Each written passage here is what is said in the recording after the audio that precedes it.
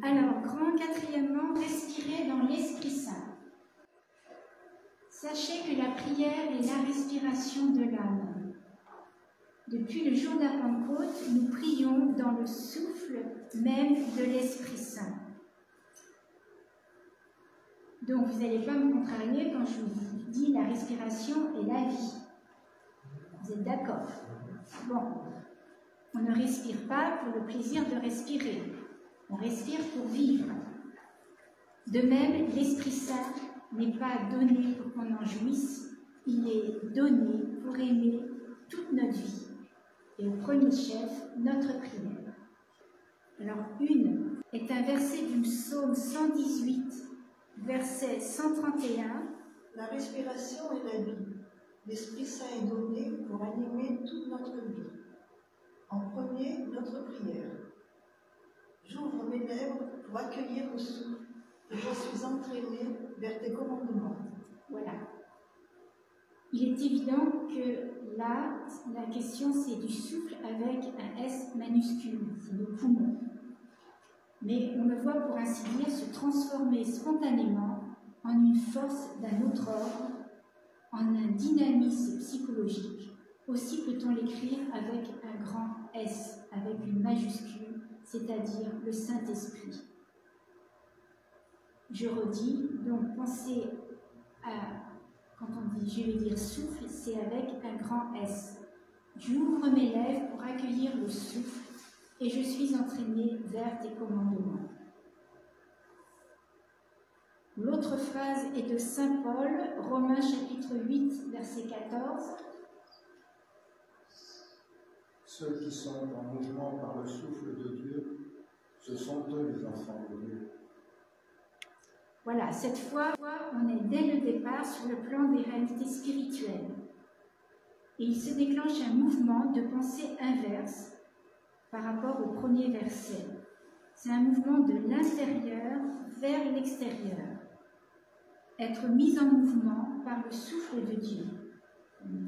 Cela ne se cantonne pas simplement dans le domaine psychologique. Cela se répercute dans la pratique. Et alors, c'est toute la vie, même la plus matérielle, qui est impliquée et qui devient comme une navigation sous le souffle de Dieu, ou une vie dans la musique de l'Esprit Saint. Alors, je vais développer. L'Esprit Saint nous aide à descendre dans notre cœur, donc vous avez bien compris ça, pour nous tourner vers notre vis-à-vis qui est Dieu, Père, Fils et Esprit Saint. Car, Actes chapitre 17, verset 28, il nous est dit « Car c'est en lui que nous avons la vie, le mouvement et l'être. » Donc Dieu nous maintient dans l'existence par son souffle. Je rappelle, en hébreu, c'est Roua, en grec, Pneuma, et en latin, Spiritus.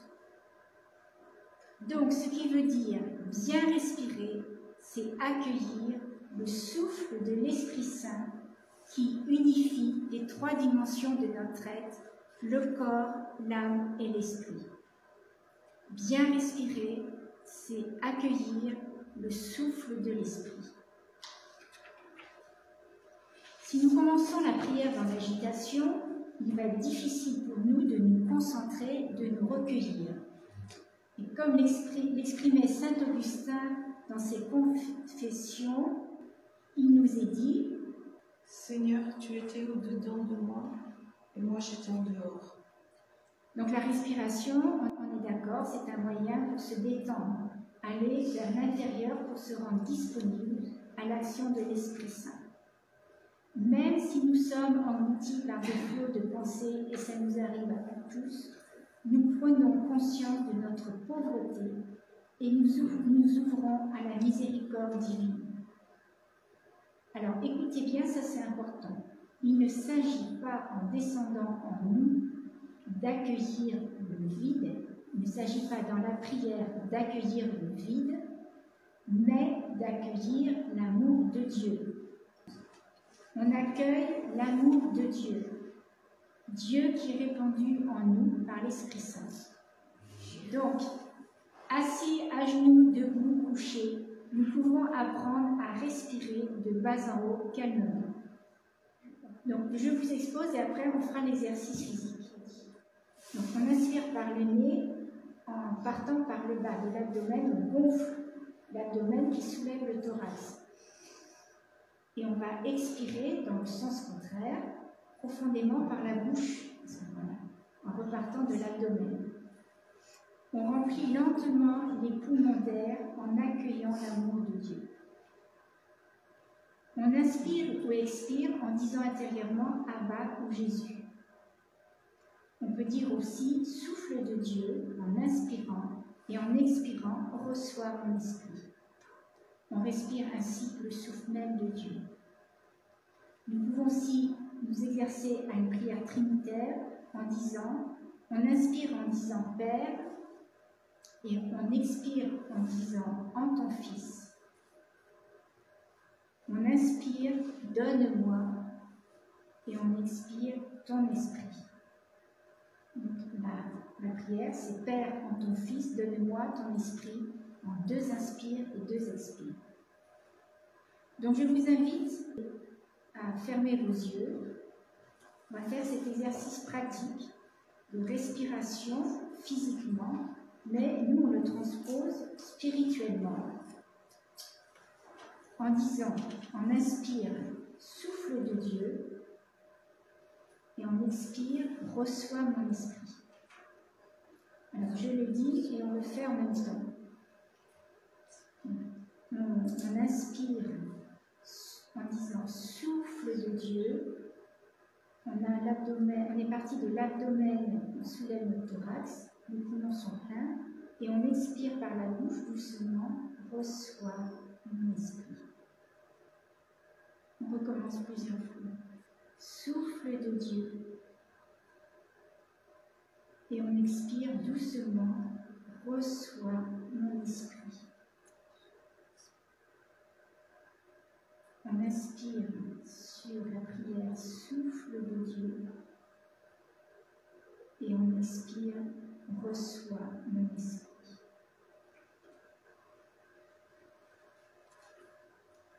Voilà, c'est une belle prière ça. Et on peut le faire aussi au début de l'adoration. Donc frères et sœurs, habituons-nous à invoquer souvent l'Esprit Saint dans la prière, le souffle de vie, l'hôte de notre âme. Pas une cellule de notre corps qui ne soit animée par son souffle. Donc quand nous faisons cette expérience physique et spirituelle, la respiration devient plus lente. Nous acceptons que le souffle qui soulève lentement la poitrine. Nous prenons conscience du mystère qui nous habite, de l'air qui nous donne de l'énergie pour vivre et prier. Chaque inspiration peut être une aspiration à la prière et chaque expiration un abandon à Dieu. Alors, écoutez bien, parce que par rapport à ce que je viens de dire, si le souffle symbolise l'Esprit Saint, cela ne veut pas dire qu'il faille maîtriser son souffle ou avoir conscience de sa respiration pour bien prier. Le symbole physique, comme le souffle, signifie une réalité spirituelle, l'Esprit Saint. Mais le souffle physique n'est pas la réalité. Sinon, la rencontre de Dieu dépendrait d'une technique respiratoire ou d'une méthode de méditation. Bien, alors, grand cinquièmement, comment mieux prier avec le Saint-Esprit? Vous êtes d'accord pour prendre ce chemin? Comment mieux prier avec le Saint-Esprit? Eh bien, ce n'est pas nouveau cette question.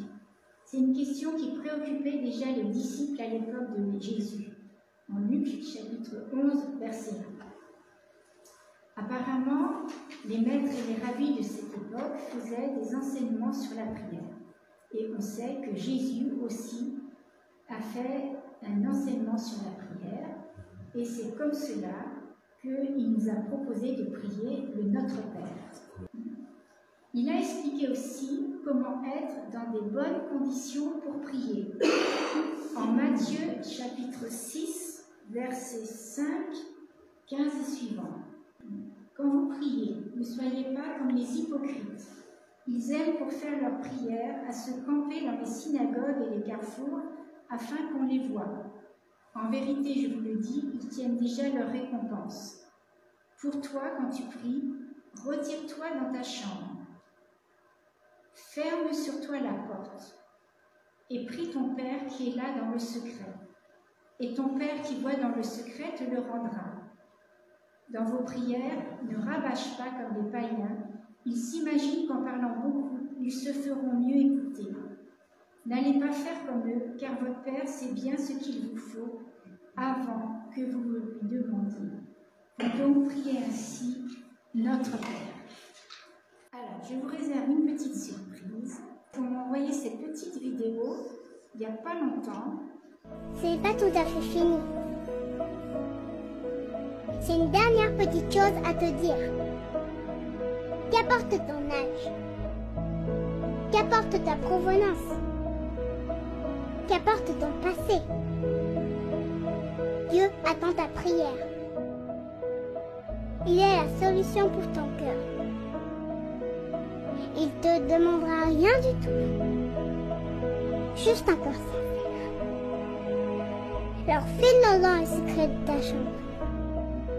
Et ouvre ton cœur. Fais acte de foi. Prie-le avec vérité et repentance. Il entendra son cœur. Et tu entendras sa voix. Que Dieu te bénisse. Alors, par ailleurs, on peut dire aussi, enfin on dit aussi, c'est vrai, on fait l'expérience que la prière jaillit de nos cœurs d'une manière spontanée. Elle est ce mouvement intérieur qui nous tourne vers Dieu. Sans même l'avoir appris, les enfants sont capables de prier, d'adresser des prières toutes simples à Dieu. Et ça, j'en ai fait l'expérience quand mes neveux sont venus. Quand je suis allée chez mes frères et sœurs, des bambins hauts comme ça, et je me disais, on va faire une louange. Et bien, j'étais étonnée de leur prière de louange qu'ils adressaient à Dieu. Donc, il y a une prière spontanée qui est naturelle en nous, par grâce du Seigneur. Et lorsque nous grandissons dans la foi, notre manière de prier évolue, bien sûr. Donc, la spontanéité laisse place parfois à des formules interprétées à dessein, à la Bible, à diverses formes de ritualité, telles le chapelet. Alors, posons-nous cette question sixièmement. Est-ce que toutes nos demandes sont ajustées? Probablement pas. C'est d'ailleurs ce que pointe l'apôtre Paul quand il écrit dans sa lettre aux Romains, chapitre 8, verset 26. Nous ne savons pas ce qu'il convient de demander dans nos prières. Parce que prier, comme nous avons dit, je le redis, ce n'est pas juste demander des choses à Dieu. C'est se mettre aussi à l'écoute de sa voix, de s'attendre à recevoir de lui une parole, un signe, une consolation. Et c'est là que le Saint-Esprit entre en jeu. L'Esprit Saint vient au secours de notre faiblesse. Septièmement, nous avons tous besoin du Saint-Esprit pour prier. Pourquoi nous avons besoin du Saint-Esprit? Pour qu'il nous aide à sortir de nos ornières, de nos chemins balisés, de notre façon routinière de prier.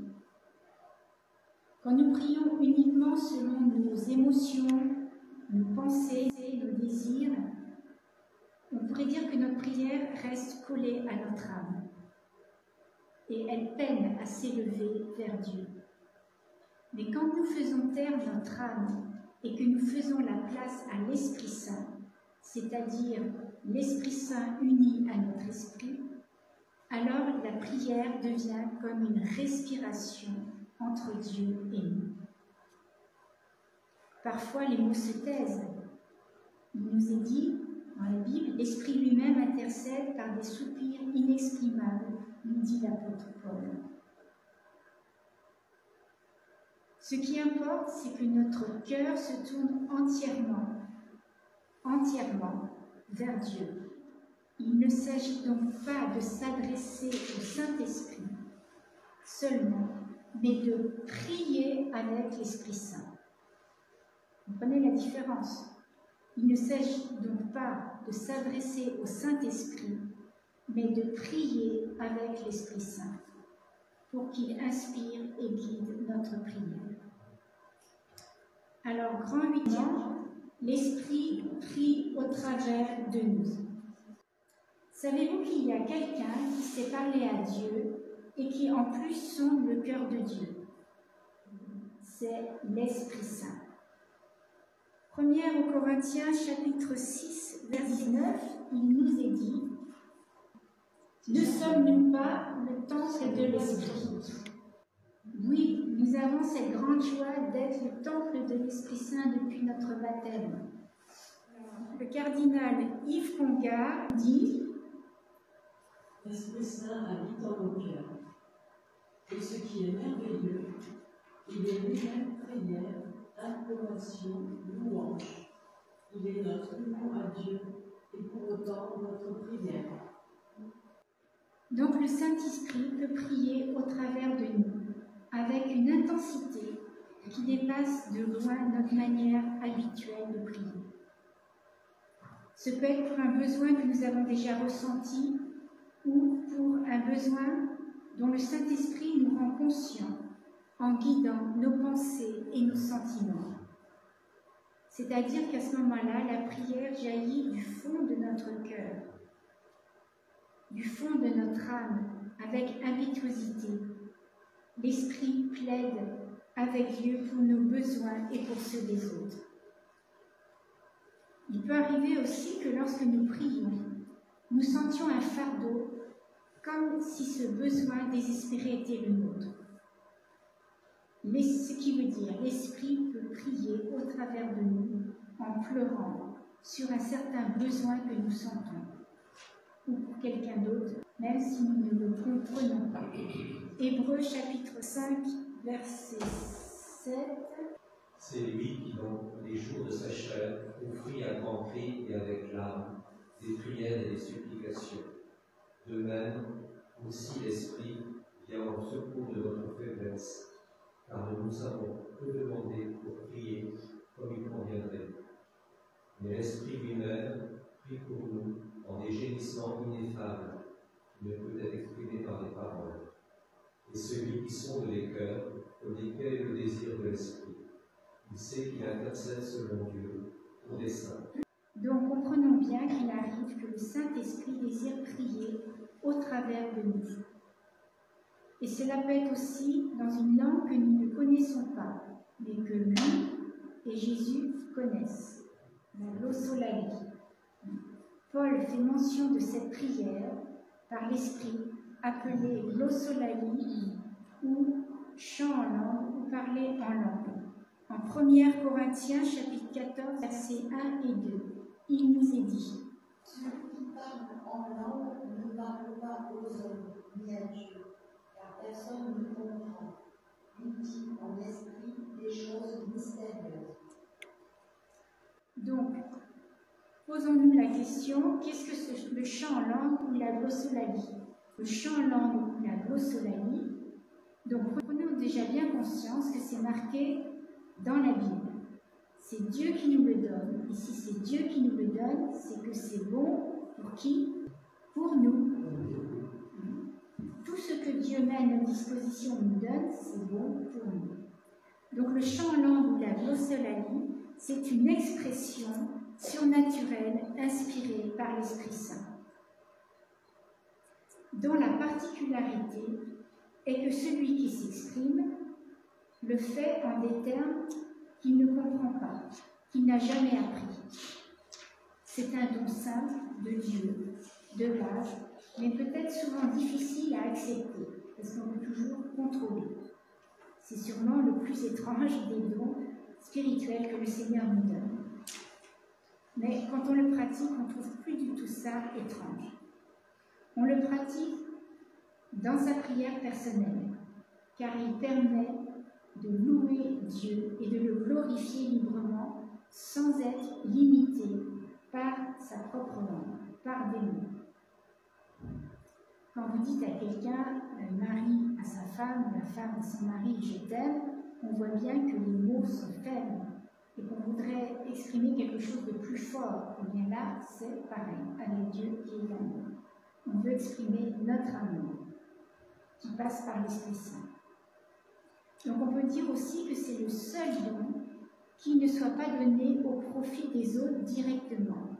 Quoique, si ce don nous est donné, si on le pratique, eh bien, ça va permettre une intimité plus grande avec le Seigneur. Et si on a une intimité plus grande avec le Seigneur, forcément, ça va se projeter vers les autres. Donc Dieu nous offre ce don pour que nous puissions lui parler au fond du cœur dans une liberté totale. Pour ceux qui veulent, tout à l'heure, on fera un exercice pratique.